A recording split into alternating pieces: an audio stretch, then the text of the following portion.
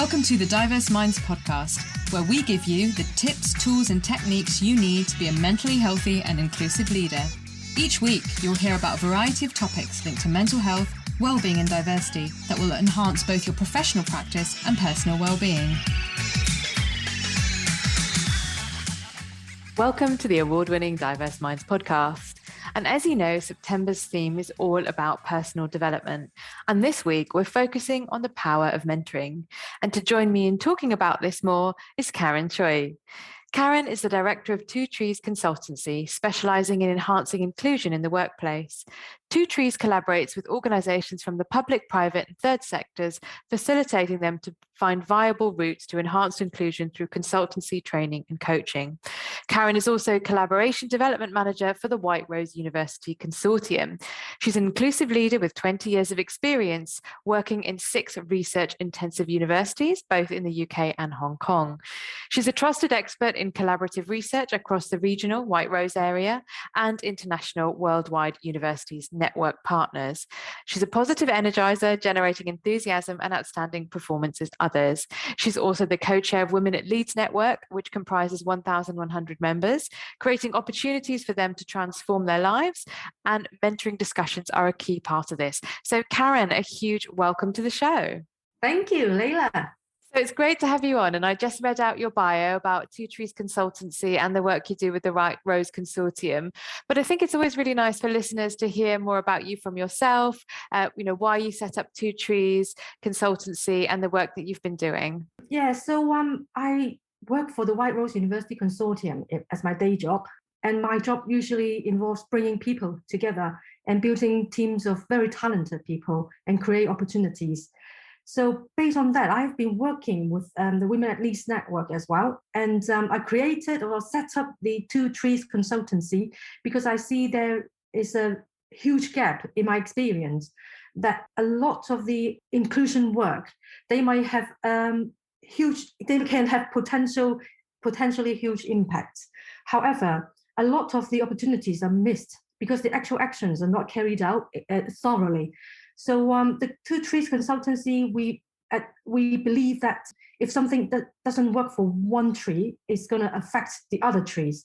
So one of the first things that I am starting to do with the Two Trees is to start a podcast where we would invite people to talk about their experience and about mentoring, and to kind of share any tips, or maybe actually bring along some mentors and mentees to share their first-hand experience as well.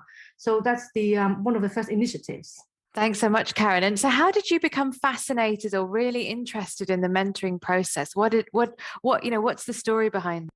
Yeah, I think I'm quite privileged to have been able to meet many different people. And I've worked with 6 Russell Group universities, and I have been kind of working in different places. I've worked in Hong Kong as well, and I've seen people benefiting from having mentors or benefiting from actually mentoring people as well. So in my experience, I both a mentor and mentee. So I have a couple of mentees myself. So I mentor them, and they are from the UK and they are from South Africa. And I am also quite lucky to have a couple of very close mentors that have been working with me for a couple of years. So in my experience, and actually in my role working for the Women at Leeds Network, or being a co-chair of the Women at Leeds Network, is that we also help in institutional mentoring scheme. And there are sometimes opportunities that we can see that institutional scheme that work, and sometimes how it can be better to reach more people, or people who definitely need them. So I think I'm faith in the system, but I don't think every mentoring scheme work. And I think there might be missed opportunities when it only lasts for, 3 sessions and 1 hour each session, and then when it's finished, it finishes. So I think if there's a platform or there's a podcast somewhere where the kind of secret talks or kind of discussions in these sort of very intimate mentoring discussion can be shared with wider audience, then it can help kind of inform or influence more people who might benefit from the program. Because I also think there's more demand for mentor than the supply. So there are a lot of mentees out there who are eager to find a mentor, but some of them might be able to find good mentors, but some might not. So it will be helpful to have some kind of less formal, or some like the podcast that I mentioned, that if my podcast can help these mentees to kind of understand themselves better and to kind of help them find a mentor better, then it might be useful for them. So that's the kind of background. Yeah, and so then on that word mentoring, and you talked about being a mentor, having mentees, what does the term mentoring mean to you? We know there's an official definition which you might like to pick up on as well, but what really should be happening in that relationship? What does mentoring mean to you, and how should it be transformational?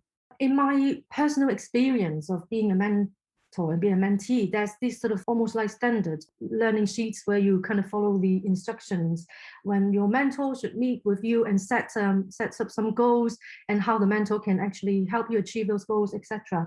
And as a mentee, you're supposed to kind of set your what you want to achieve through that relationship, etc. And that mentoring, the term, what it means to me is it's like a relationship, a professional relationship between the mentor and the mentee, to help the mentee to kind of progress their career. But in the meantime, the mentor might also learn, and it's like contributing back to the community, but also learn from the mentee, who might usually be less experienced, to kind of help them grow their capability and sometimes capacity as well, how they manage their time, etc. So I think mentoring is like almost like a close relationship with your teacher, but this teacher can help you with more like it can be a work-life balance, or something that you set your targets on. It can be career development, etc. But I think a lot of time the term mentoring can be seen as very formal, or it can be like it started and it ends.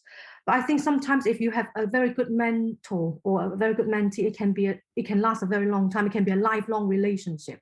So if it's a lifelong relationship, there will be like personal and professional elements to it. And I think for me, my mentor are very close to me personally as well. So I feel that this kind of professional and personal relationship is helpful for me to develop my capability as a mentee, and that also helped me to build my confidence to become a good mentor myself. Really, really beautifully put, Karen, and succinctly put. And you also mentioned before, some of these mentoring programs in workplaces may not work because it may be 3 meetings, an hour each. So what do you think needs to happen for these mentoring relationships to flourish in the workplace? Because in the mentoring relationship, we assume the mentor have more experience, the mentee is like maybe younger or less experienced. But a lot of time, or in my culture where I come from, I'm from Hong Kong originally, so Chinese is my first language. And in one of the things that I learned in Chinese before is that there are things that you learn first, and there are things that you learn later. And also you might have your specialization. You might specialize in one thing, and you might not specialize in other thing. But in short, what it means is that the mentor might know something the mentee doesn't, but the mentee can also know something that the mentor doesn't know. I hope I'm making sense here. So yeah, relationship, there's a dynamics in it that the mentee might have something to contribute in that relationship, not just to be taught or to be mentored. So that relationship can be dynamic, and that's why sometimes there are schemes that call reverse mentoring, or something that maybe less experienced people can actually inform and influence the more experienced or people with more power. So this relationship is quite interesting. But in the 2 trees philosophy, let me put it, is that if the environment is good for inclusion, then it should be an environment that benefits both the mentor and the mentee. And I'm hoping that mentoring process, it can be like building the relationship between the mentor and the mentee. In the meantime, it can be a dynamic relationship between the two. So that relationship is almost collaborative, and both of them get something out of it, not just passively. The mentor is, helping the mentee, but the mentee can also kind of help the mentor grow their kind of expertise, etc. So I don't know if I'm confusing you or am I making my point clear? No, that makes absolute sense. I think the word that you used was dynamic. And I think that's such an important word in mentoring because it shouldn't be stagnant. It shouldn't be tick boxy. And I do have an episode about reciprocity in a mentoring relationship. If anyone wants to check it out, it's episode 128, that picks up on a lot of points that you've mentioned, Karen, about, how we can all learn from each other. And yes, traditionally, you might think it's someone senior and someone junior, which often mentoring is, but that it's not just a one-way exchange of information, ideas, and thoughts. So well said, Leila. And so I also wanted to ask you, you talked about being from Hong Kong and your first language being Chinese. I don't know, was it Mandarin or Cantonese? And so from our collective Asian backgrounds, what do you think the biggest challenges are for people like us? And that's a really big group of people, but as diaspora communities, accessing a mentor that's going to understand our cultural frameworks? That's a very good question, Leila. I think I'm from Hong Kong, so it's Cantonese. I speak Cantonese, but I do speak very good Mandarin, and I used to teach Mandarin to my Hong Kong people. But the thing here is that I do feel that sometimes the people that I know from Asian or Hong Kong background or Chinese background, sometimes we are not especially proactive in sort of finding or actively targeting and finding a mentor ourselves. And the process itself is, so if there's a scheme and if there's a kind of university run scheme, you apply for it, then there might be people, but I think I can see an underrepresentation of people from my background applying for a mentoring scheme and let alone being a mentor themselves. And I do feel that there are lots of stereotyping. Sometimes, I don't see many people from Hong Kong background or Chinese background who speak out as much as I do. And I sometimes I find myself the only Chinese person in a meeting room. And like if I'm speaking out or louder, it's almost like not very polite. Or there are so many people in Hong Kong and China. There are people who are more proactive. There are people who are more kind of active or to find a mentor. So I don't want to generalize it here. But I think it would be helpful that there are schemes that will kind of help them to more open up the opportunities, and so they can access these sort of opportunities better. But again, this cultural thing, I happen to be mentoring a white male colleague who are, I believe, younger than myself, and there are a little bit like initially. It's like our relationship is quite unusual because usually it would be like maybe a male white colleague mentoring other diverse mentees, but in our relationship it worked really well, and I think my mentee really enjoyed the process and did do a lot of. I think he get a promotion as well after a few sessions with me. So there are these sort of experience or things like that needs to be shared more or talked about more, stories like me and my mentee, and to kind of let other people who might be underrepresented in certain mentoring or other area of inclusion work, then to share those stories or to share those sort of experience. Because in the Women at Least network, I think we try to open up or offer opportunities where people can share their first lived experience and their kind of how they support themselves and how they manage their day-to-day challenges, etc. So I think it's important we talk about that. That really surprises me, actually, that you said the first bit that you said, which was often not very proactive in finding mentors in your experience of being from Hong Kong and that culture. Is it because it's more a sense of someone will approach me and say, may I mentor you? And is it seen as you don't go and ask for that because of the structures and the hierarchy? Sorry, did you mean going to find a mentor or mentee? Yeah, when you were saying at the beginning, when you answered this question, that it's very rare that people are that proactive from your experience in Hong Kong of finding mentors, is that because the expectation is that someone senior will come and tap you on the shoulder and say, I'd like to mentor you? Well, I am kind of not in touch with the current things happening in Hong Kong, but I think when I was in Hong Kong, there are these sort of standards or tick box mentoring scheme again. And you're welcome to apply, and they are usually have a mentor-mentee relationship, but the mentee don't look for the mentor. Like, for example, the Aurora program that I joined a few years ago. Mm-hmm. You, as a mentee, you are supposed to find your mentor and you approach them. and you ask how you can work that out with the support from the advanced HE sort of help sheets, etc. But that was also the experience that I approached 4 or 5 mentors and I was rejected every single time. So I got my mentor now. I think she was my 5th approach, and I thought if I don't get this, I'm gonna do something else. So this is how difficult it can be. If it's like if you're not doing it through a system, and then you're approaching. And I don't know whether this has got something to do with my shortlist or to do with my Chinese background. I have no idea. But I'm glad that I have my current mentor with me.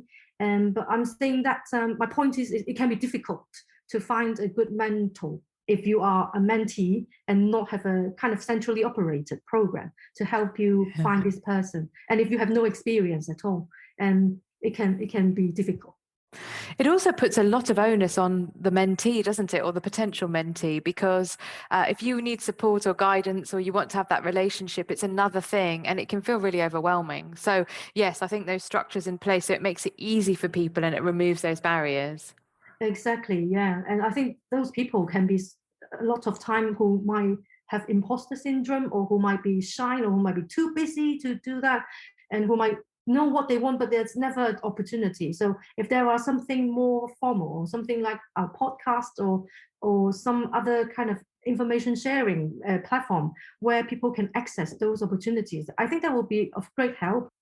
Yeah, thank you. And so what do you think, if I give you a magic wand, Karen, and you're going to introduce the ideal mentoring program into workplaces, what would that look like? How would you stage it? What advice would you give? What should workplaces be doing to create these genuinely deep mentoring relationships? Yeah, I think this is a very good question. Again, I could always imagine, or I dream to have this sort of space.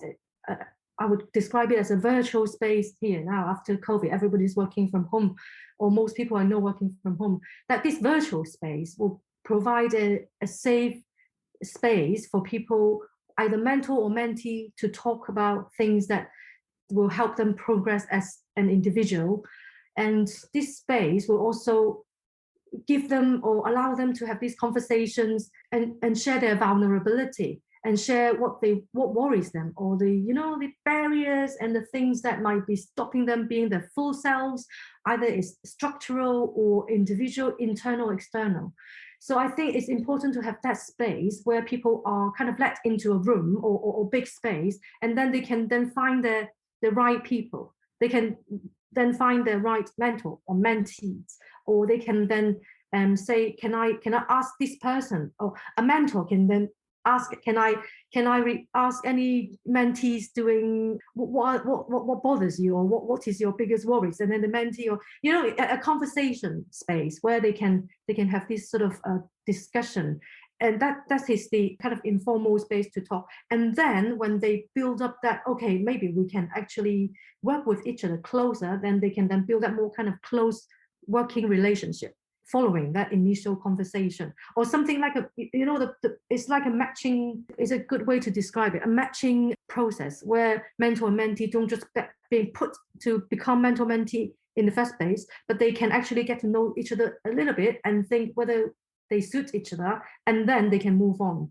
A bit like maybe speed dating or something, like you can get to know a little bit about this person and whether this relationship will work first. But that relationship needs to kind of also open up a bit. I mean, sometimes these are always like closed door discussions and no one really know what happened. And I think a lot of people from minority backgrounds are not having as much access to mentors as they want, in my experience, because the underrepresentation of the workplace, it's not always easy to find a mentor who have the experience, the power, and the time and the energy to help you. You see, so if we can kind of almost like borrow the time of the mentors or people who are able to share their kind of career progression experience with the early career people or the newcomers, and then we can then talk about that more, then that can actually increase the influence than just one mentor matching one mentee. Does that make sense? So it's kind of using the time more effectively and create a bigger impact. So that's how the podcast idea I'm kind of developing. And what about training? I mean, do you think that workplaces should be focusing on training mentors to be able to have conversations, to think about cultural frameworks? Because I think often that does get missed. It's all very much the practical side, which is important. But as we know, not everyone has identical skills when it comes to creating those mentoring relationships. Training is definitely will be helpful, but I think it would be better it's optional as well, because a lot of mentors are very, very busy. So if that mentoring training will take up a lot of time, and if it's not optional, then it might put a lot of mentors off. I mean, there needs to be a balance of having mentors that know what they're doing and cover the basic information, and also actually allow the mentor to use their initiative to develop that relationship with their mentees. And I think, again, that there needs to be more experience sharing. So people who are either in a mentor-mentee relationship, or who want to be involved in a mentor-mentee relationship, then they can understand how this works and how this can benefit their own way before they actually started or join a program, for example. Yeah, thank you. I mean, I think, yes, I can see that about training, but I'm also wondering whether it's, key for that to happen, because often people say, oh, I don't know how to have these conversations, or, maybe less experienced mentors can learn from more experienced mentors. Layla, this is exactly what I wanted to do, that, when we define mentor, mentee, it's almost like there are two groups of people, but the mentor for this person can be a mentee for another person. And that's why having the kind of bigger, can I use that word? It's called like a bird's eye view. That's if we can kind of zoom up and look down on different people in that imaginary room that I talk about, that virtual room, there might be people who can actually benefit. This mentor can actually benefit from working with the other mentee and then being mentored by this mentee. And then this mentee can actually also learn from another mentor. So this relationship can be very dynamic. And there's also this assumption of like the mentor has more experience and they might help the mentees to develop their career, etc. There's a lot of assumption there that for the training as well. I think you're right about that experience sharing from more experienced mentors to the younger mentors or people who haven't even mentored before. But I think there's also an importance to talk about that impact, is that how is it going to help these mentors to kind of create an impact that will benefit the mentees? Because in the end, the process is to benefit the mentee and to help them grow their confidence or to achieve their goals that set out initially. So I think the training, if there's any, it will have to be very carefully designed and not too time consuming, but also it should be focusing on how the mentors can get the best out of the mentors to benefit the mentees. Yeah, thank you, Karen. That makes a lot of sense. And that kind of camaraderie and peer learning is so important. So now I wanted to move on to ask about you as a really busy professional running your consultancy and with a day job. How do you look after your own mental health, and what are your top 3 tips? Yeah, I think it's extremely important to look after your mental health. And I think, Layla, when I first follow your podcast, it's that importance to improve my mental health. That is why I actually follow your podcast.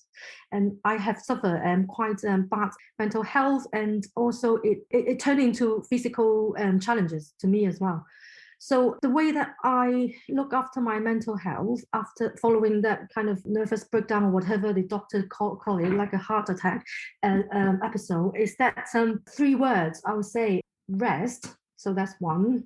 So giving yourself some room to have a space that's blank and you can actually zoom out and stop and let yourself have a break. Give yourself permission to have a break. That's one.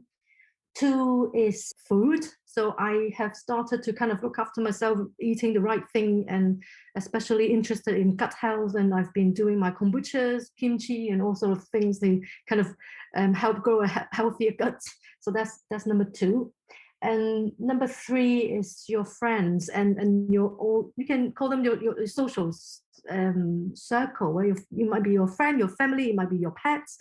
It might be, I don't know, your hobby, or so anything that will actually kind of help you become a full person, or not kind of, because when I had my episode of mental health challenges, I kind of felt that I'm no longer myself. I thought I'm another person, or it's the identity of losing, feeling lost. And I think after you have rest and you have good food and healthy physically, and then it will be important to have that social connection, and again giving yourself permission to be your full self and to kind of do the things that you want, whether it's going out or But if I can say one more thing, it would be, well, following my big walk challenges. Like I've done a 50K walk to raise money for the Sheffield's what's it called, Sheffield's genetic disease research. So I think going out in the nature or walking outside, it's definitely helped my mental health. It's definitely good for your body as well, if you don't overdo it. Yes. Yeah, thank you, Karen. And thank you for being really open and honest about sharing your challenges and saying how it impacted on your physical health. Because as you know, that's something that we always talk about on the show. And also, being a listener, and I'm really pleased that you found the content helpful to you. Thank you. So thank you. And finally, if people want to know more about your work and you, how would you like them to contact you? And I will, of course, include the links in the show notes. Yeah, they can visit either one of the three websites, the Two Trees Consultancy websites and the White Rose University Consortium website, or the Women at Least Network website. So if that can be included, then either way. Yeah, brilliant. We'll include both those links in the show notes. And so just wanted to say a huge thank you, a really interesting walk around the subject of mentoring, what it can look like, how workplaces can make it less tick boxy and moving to authentic relationships. Any final thoughts from you, Karen, before we finish today? I think I just want to say to the listeners, you guys are very lucky to have Layla talking to you. I think I really love your voice and everything you do for this podcast. Keep following and subscribing and send it to all your friends and let them know. It's going to help more people. Thank you. Oh, thank you so much, Karen. That's so lovely. Really brought a big smile to my face. So listeners, listen to what Karen said and please tune in for more next week, where we will be continuing the theme of personal development. Until then, take care. Thanks for listening to the Diverse Minds podcast. Don't forget to subscribe on Apple Podcasts, Spotify, or wherever you access your podcasts from. You can also connect with me on Facebook, Twitter, and LinkedIn. Tune into next week's episode of the podcast, where I'll bring you more insights on mental health and inclusion. Bye for now.